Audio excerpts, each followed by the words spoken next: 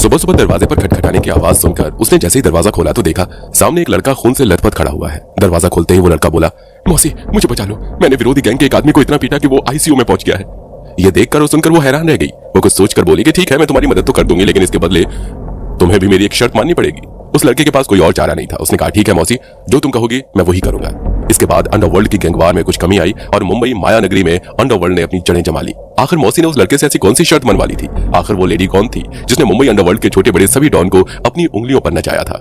दोस्तों, अगर मैं आपसे पूछूं कि मुंबई अंडरवर्ल्ड में सबसे पहला डॉन कौन था, और अगर इसके जवाब में आपके दिमाग में हाजी मस्तान, करीम लाला, वर्धा राजन मुरलियार या दाऊद इब्राहिम जैसे नाम आ रहे हैं, तो यकीन मानिए ये तमाम ऑप्शन आज किया था। जी हाँ, वो कोई मेल नहीं बल्कि एक फीमेल थी जिसका नाम था जेनाबाई दारूवाला।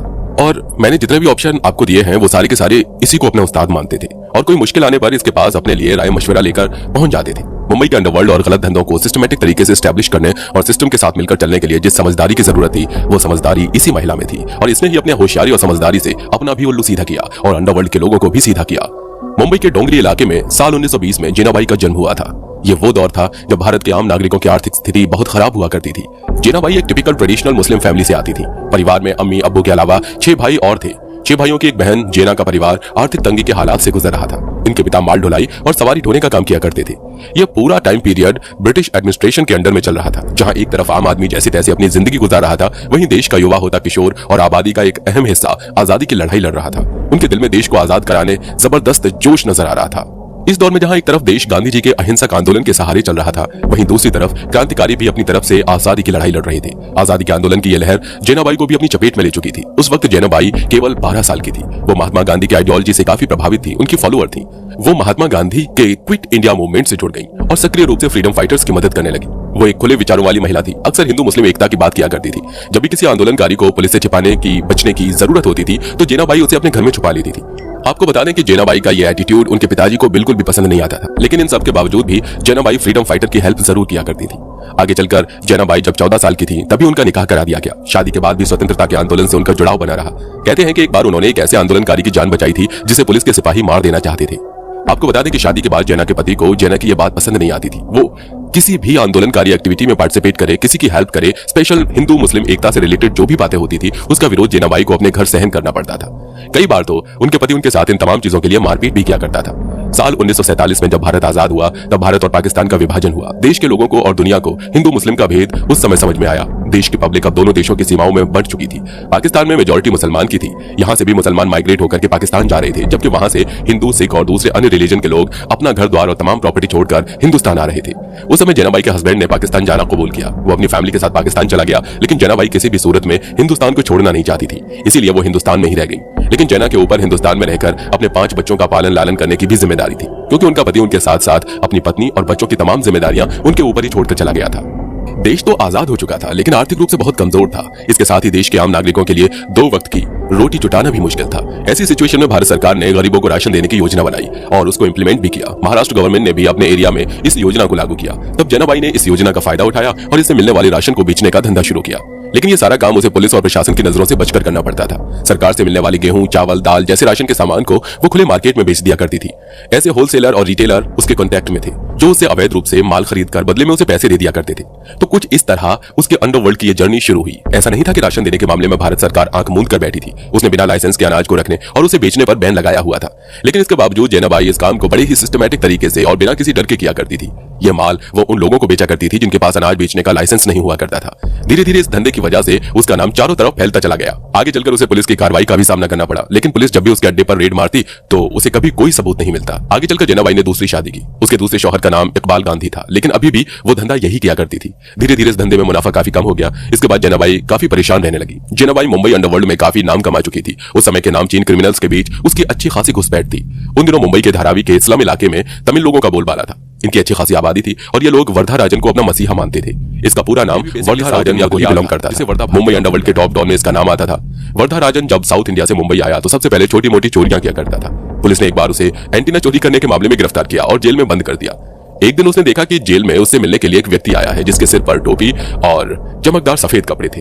उसके एक हाथ में सिगरेट थी। वो सीधा वर्धा राजन के पास आया और उससे बोला, वड़क्कम थराइवा, ये पहला मौका था जब मुंबई में किसी ने उसका इस तरह से वेलकम किया था, और वर्धा भाई का इस तरह से वेलकम करने वाला भी अंडरवर्ल्ड का डॉन हाजी मस्तान था। दरअसल हाजी मस्तान ने काफी समय से वर्धा राजन पर नजर बनाकर रखी थी और वो इसे अपने काम का आदमी लगा, इसीलिए हाजी मस्तान ने उसे अपने साथ मिलाने के लिए उससे हाथ मिलाया था। आगे चलकर वर्धा भाई के अवैध धंधों का सिक्का मुंबई के धारावी इलाके में चलने लगा। इधर जैनाबाई अपनी कम होती इनकम से परेशान थी। ऐसी सिचुएशन में उससे मिलने के लिए वर्धा राजन उसके घर गया। उसने जब जैना को परेशानियों को देखा तो उसने कहा कि अब तुम दारू के अवैध धंधे की शुरुआत करो। जैनाबाई भले ही अनाज का अवैध धंधा करती रही हो, लेकिन वो इस्लाम रिलीजन को फॉलो करती थी जिसमें शराब को हराम माना जाता था, इसीलिए उसने शुरू में इस धंधे में आने के लिए मना कर दिया। लेकिन जब उसने इस धंधे से मिलने वाले प्रॉफिट को देखा तो फिर वो इस काम को करने के लिए राजी हो गई। जैनाबाई दारूवाला की ये कहानी आगे भी जारी रहेगी, लेकिन हमारे जिन साथियों ने चैनल को अभी तक सब्सक्राइब नहीं किया है वो सब्सक्रिप्शन का बटन दबाकर नोटिफिकेशन बेल को जरूर ऑन कर दें ताकि हमारे आने वाले वीडियोस बिना किसी रुकावट के देखते रहें। उसने मुंबई के डोंगरी इलाके में ही रहकर शराब बनाने और उसे बेचने का धंधा शुरू कर दिया। इसके लिए उसने बाकायदा अपनी सेटिंग बनाई और धीरे धीरे इस धंधे को बढ़ाना शुरू कर दिया। आगे चलकर उसका नाम शराब के धंधे में भी फेमस हो गया और वो माफिया क्वीन के नाम से मशहूर हो गई। आपको बता दें, इसी शराब के धंधे की वजह से उसके नाम के पीछे दारू वाली शब्द लगा और अब उसका पूरा नाम जैनाबाई दारू वाली हो गया। आगे चलकर जैनाबाई का लिकर सिंडिकेट पूरी मुंबई में फैल गया, लेकिन अब उसका नाम केवल दारू के धंधे तक सीमित नहीं था, बल्कि वो लोगों की समस्याएं भी सुलझा दिया करती थी। क्षेत्र में जब भी किसी को कोई दिक्कत होती तो वो सीधे सीधे जैनाबाई के पास पहुंच जाता था और जैनाबाई उसे उसकी समस्या का सलूशन दे देती थी। बड़े बड़े नेता और सेलिब्रिटीज के साथ साथ पुलिस के अधिकारी कर्मचारी भी जैनाबाई के दरवाजे पर हाजिरी लगाया करते थे। ये पहला मौका था जब मुंबई के अंडरवर्ल्ड में किसी माफिया क्वीन यानी लेडी डॉन का सिक्का चल रहा था। करीम लाला, हाजी मस्तान, वर्धा राजन, ये वो लोग थे जो जैनाबाई के सामने ही क्राइम की दुनिया में हाथ पांव मार रहे थे और आगे चलकर अपने अपने एरिया के डॉन बन गए। ये घटना 1960 के दशक की है, जब जैनाबाई का दारू का धंधा अपने चरम पर था। शराब के अवैध धंधे में उसका एक तरफ सिक्का चल रहा था। तब हाजी मस्तान ने वर्धा राजन से कहा कि उसे जैनाबाई से मिलना है। वर्धा राजन ने हाजी मस्तान की मुलाकात जैनाबाई से कराई। इतना ही नहीं, आगे चलकर करीम लाला की मुलाकात भी वर्धा भाई ने मुंबई की पहली डॉन और लेडी माफिया क्वीन से कराई। जैनाबाई से मिलते समय हाजी मस्तान और करीम लाला को ऐसा लगा कि वो अपने ही घर की किसी बड़ी बुजुर्ग महिला से मिल रहे हो। आगे चलकर इन लोगों ने जैनाबाई को मौसी कहना शुरू कर दिया, लेकिन ये मौसी केवल नाम की मौसी नहीं थी, बल्कि वो अंडरवर्ल्ड के इन 3 खिलाड़ियों को बाकायदा खेल खिलाया करती थी। अगर इनके बीच में कोई भी दिक्कत होती थी तो वो उसे सॉल्व करती थी। कभी पुलिस के साथ अगर कोई लफड़ा हो जाता था तो उसे भी जैनाबाई अपने कॉन्टेक्ट और दिमाग के सहारे हल कर देती थी। कई बार ऐसा भी हुआ कि जैनाबाई के अड्डे पर पुलिस ने रेड मार दी, लेकिन पुलिस को उसके अड्डे पर कुछ नहीं मिला। वो भगवान की मूर्तियों के पीछे भी शराब की बोतलों को छुपा देती थी, जहां पुलिस की नजर ही नहीं पड़ती थी, क्योंकि पुलिस के लिए उस समय यह सोचना भी पॉसिबल नहीं था कि शराब की बोतलों को कोई भगवान की मूर्ति के पीछे भी छुपा सकता है। जैनाबाई दारूवाला से अब मौसी बन चुकी इस लेडी डॉन के घर के नजदीक ही एक और फैमिली रहा करती थी। वो पुलिस वाले की फैमिली थी जो मुंबई क्राइम ब्रांच में काम किया करता था। उसका नाम था इब्राहिम कास्कर और इब्राहिम कास्कर का ही छोटा बेटा था दाऊद इब्राहिम, जो आगे चलकर अंडरवर्ल्ड की दुनिया में नाम कमाने वाला था। इन दोनों फैमिली के बीच काफी गहरा रिलेशन था, एक दूसरे के परिवार में उठना बैठना था। जैना मौसी ने दाऊद को बचपन से ही लड़ते झगड़ते और आगे बढ़ते देखा था। उसके हर छोटे बड़े कांड को वो अच्छी तरह से जानती थी। जैनाबाई दूसरों के इलीगल काम को भी छुपा लिया करती थी। कई बार पुलिस से बचत हुआ कोई उसका जानकार अगर उसके घर आता था तो वो उसे अपने घर में शरण भी दे देती थी। इस मामले में दाऊद इब्राहिम की किस्मत अच्छी थी। जब वो कोई झगड़ा करता और पुलिस या उसके दुश्मन उसे ढूंढते तो वो सीधा अपनी मौसी के घर जाकर छुप जाता था। दाऊद इब्राहिम अब करीम लाला, हाजी मस्तान जैसे लोगों से पंगा लेने लगा था। उसका आए दिन पठान गैंग के लोगों के साथ झगड़ा होता था। हाजी मस्तान के लिए तो काम करना ही मुश्किल हो रहा था। करीम लाला भी दाऊद इब्राहिम की हरकतों से परेशान था और इन लोगों के बीच अब खून खराबे की नौबत आने लगी थी। ऐसी सिचुएशन में ये सभी जैना मौसी के पास पहुंचे और उन्हें अपनी तमाम परेशानियां बताई। जैना मौसी ने हाजी मस्तान से वादा किया कि वो दाऊद को समझाएंगी और उसके समझाने पर डेफिनेटली दाऊद मान जाएगा। वो आप लोगों के साथ हाथ मिलाकर तमाम दुश्मनी भूलकर नए सिरे से काम करेगा और फिर किसी को कोई परेशानी नहीं होगी। हालांकि दूसरी तरफ जैनाबाई ये सोचकर परेशान थी कि उसने हाजी मस्तान से वादा तो कर दिया है, पर वो इस वादे को पूरा कैसे करेगी, क्योंकि दाऊद एक गर्म खून और गुस्से वाला लड़का था जो अपने बाप की नहीं सुनता था। वो भला अपनी मौसी की कैसे सुनेगा। पर इसका मौका जैनाबाई को बड़ी जल्दी मिल गया। एक दिन उसने देखा कि कोई उसके दरवाजे को बड़ी जोर से पीट रहा है। जैसे ही जैनाबाई ने दरवाजा खोला तो सामने देखा दाऊद इब्राहिम खड़ा था, मगर वो खून से लथपथ था। दाऊद इब्राहिम ने कहा कि मौसी मुझे बचा लो, मैंने अपने एक दुश्मन को इतना पीटा है कि वो आईसीयू में अपनी जिंदगी की आखिरी सांसें गिन रहा है। जैना ने जब ये सुना तो उसने दाऊद के सामने एक शर्त रखी कि मैं तुझे बचा तो लूंगी, लेकिन तुझे भी मेरी एक बात माननी पड़ेगी। दाऊद के पास मौसी की बात मान लेने के अलावा और कोई चारा नहीं था, क्योंकि उसके पीछे दुश्मन के साथ साथ पुलिस भी पड़ी थी। अगले दिन ही मुंबई क्राइम ब्रांच की एक टीम जैनाबाई के घर पहुंची। वो दाऊद को ढूंढ रही थी। जैना मौसी ने सीधे पुलिस के बड़े अधिकारी से संपर्क किया। पुलिस अधिकारी ने जैनाबाई से कहा कि हम दाऊद को ढूंढ रहे हैं, मगर वो कहीं भी मिल नहीं रहा है, क्या आप जानती हैं? तो जैनाबाई ने कहा हाँ मैं जानती हूँ और मैं बता भी दूंगी, लेकिन मेरी एक शर्त है कि आपको दाऊद के ऊपर लगे तमाम चार्ज को हटाना पड़ेगा और इसके बदले में दाऊद आपका इन्फॉर्मर बनने के लिए तैयार हो जाएगा। वो मेरी बात को कभी नहीं टालेगा। इसके बाद दूसरे दिन फिर जैनाबाई के दरवाजे पर दस्तक हुई। दरवाजा खुला तो दाऊद इब्राहिम सामने खड़ा था। उसने सीधे सीधे पूछ लिया कि मौसी कुछ हुआ क्या? तब जैनाबाई ने दाऊद को बताया कि हाँ तुम्हारी मौसी ने सब ठीक कर दिया है। इसके आगे जैनाबाई ने दाऊद को समझाया कि रोज सभी से हाथ मिला लो और अपना अपना एरिया बांटकर काम करो।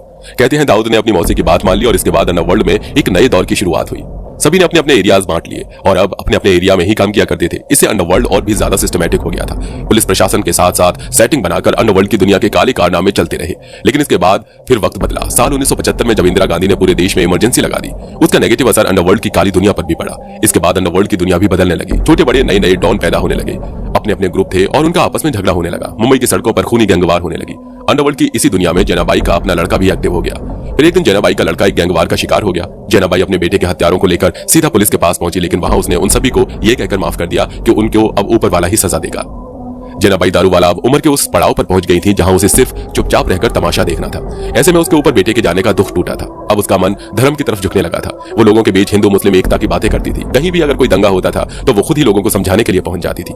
मुंबई अंडरवर्ल्ड में भी अब तरह तरह के दूसरे नशे का व्यापार होने लगा था। दारू का नशा कम हो गया था, जिसके चलते इस जैनाबाई का धंधा भी कम हो गया था और उसका नेटवर्क भी धीरे धीरे कमजोर पड़ गया। इसके बाद साल 1993 में जब मुंबई में सीरियल ब्लास्ट हुए तो जैनाबाई को काफी दुख हुआ।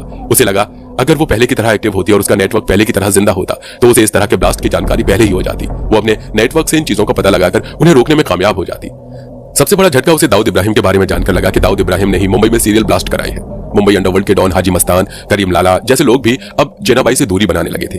आगे चलकर जैनाबाई काफी बीमार रहने लगी और इसी बीमारी में उनकी जान चली गई।